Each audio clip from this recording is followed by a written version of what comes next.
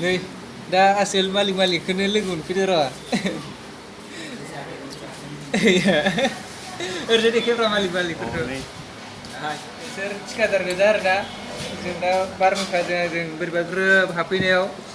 बिसोरखौ लोगो मोनफैबाय आरो ना मालिकफोरखौ जों दा नै जानो र' बेवहाय एसे खम माबायाव मोनजायो माने बेलेगाव 30 थाखा जाजोब्बाय ओमफ्राय इयाव माबायावनो 20 रुपिसावनो मोनो आरो ना जागायनोसै होनबा ना जानायखौ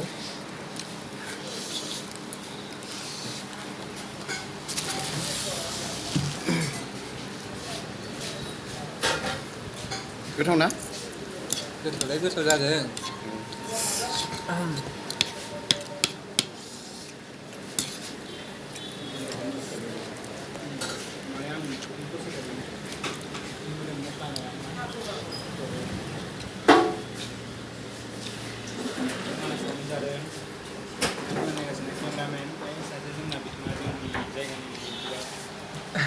जेनेबा होनदो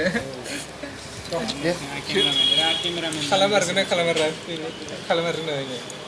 जानायखौ लानोसै औ बारहुंखा इयो माने र' बारहुंखा खाख्लारि बारहुंखा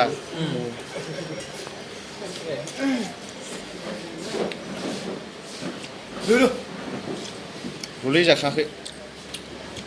जासिगोन दे अफाय लादों मबाइला बारा माबा स्टरेज भिडिअखौ रबिराम बर'आ माने गोसो जानानै बानायला बायदोंमोन आरोना आंनि मबाइलजोंनो ओमफ्राय आंनाथ' स्टरेजआ दसेनो फुल जाबाय थायो माने स्टरेजआनो जायगायानो गैला आरो आंना स्टरेज फुल जाबाय थानानै ओमफ्राय ससेल' बानायनो मोनबाय आरो ना